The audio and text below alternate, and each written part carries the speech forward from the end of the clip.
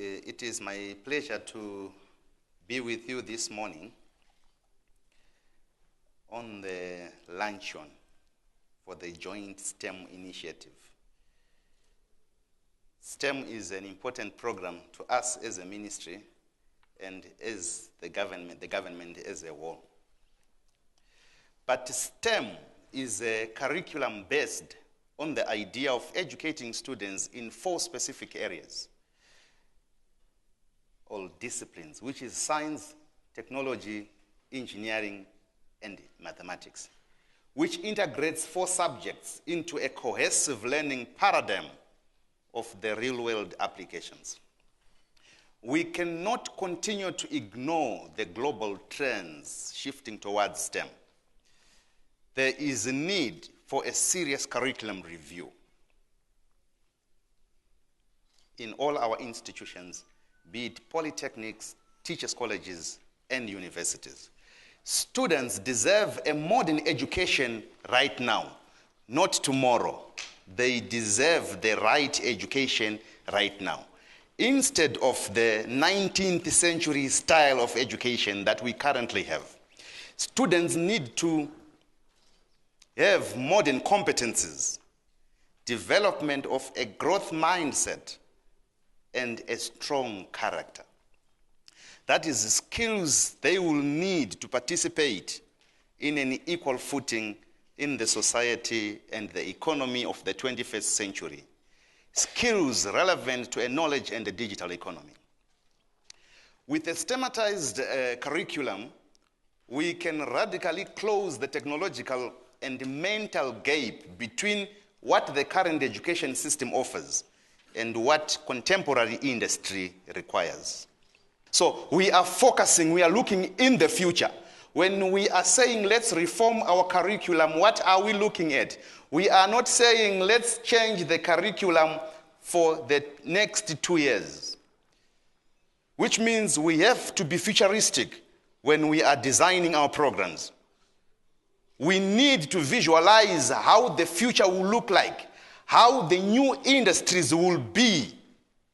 Then we transform our curriculum as institutions of higher learning to suit that. Otherwise, we will continue to lag behind. So we should be focusing in the next 10 years to say, how will our industry look like? How do we want our institutions to be? What kind of programs are relevant for that future? When these changes are happening globally, there is need for every university or institution of higher learning, company or organization to introspect.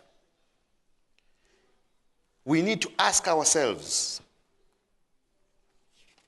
where will my institution or where will my company be in 2031? When we are defining how our organizations are operating, when we are defining how our institutions of higher learning are teaching, are we looking at the aspirations of Zimbabwe?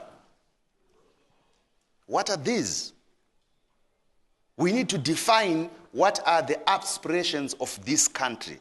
Then we map how our institutions operate today towards that aspiration.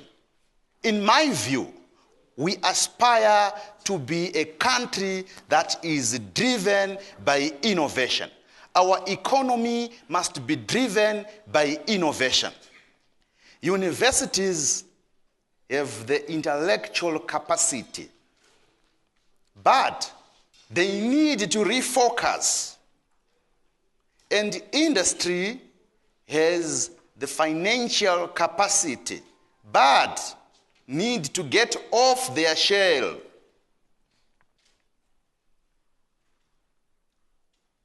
Participation of both the academia and industry in the transformation of the economy is crucial, and it gives the impetus to a far greater next step.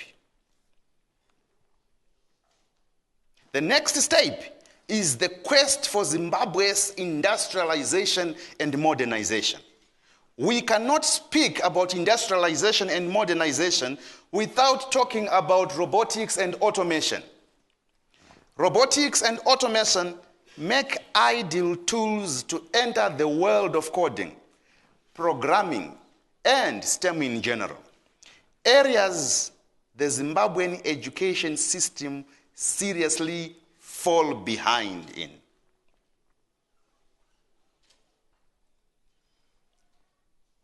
Most of our companies here are lagging behind, or institutions are lagging behind in robotics and automation, which is an area that we really need as institutions of higher learning and the ministry to critically look into. You will never be successful, you will never industrialize if you ignore these two areas. Industrialization, which they are terming Industrial 4, hinges on automation and robotics. Industries, for them to be effective, they need automation, they need robotics. So our curriculum as institutions of higher learning should focus into these. There is a need in Zimbabwe currently to manage Zimbabwe's talent pipeline for industrialization and modernization. Zimbabwe can reduce the risk and ensure the availability of top talent to fill those roles by building critical talent pipelines. We need to nurture talent in respect of key roles that are necessary for the industrialization and modernization of the country. There is a need to strategically plan, manage, and coordinate talent pipeline.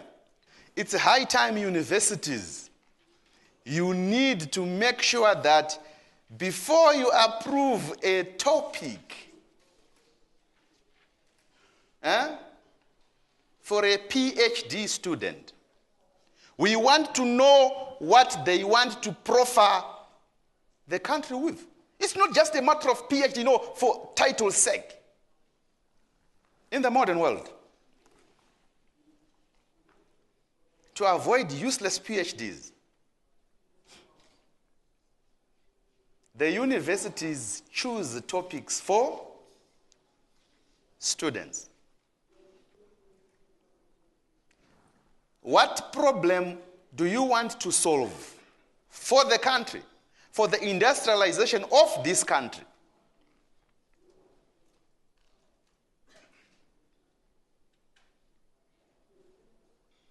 If we do that, we will be able to patent, we will be able to commercialize. Because we know we are heading towards a solution, we will come up with a product that will change the fortunes of this country. The government alone cannot define and achieve the economic transformation of this country.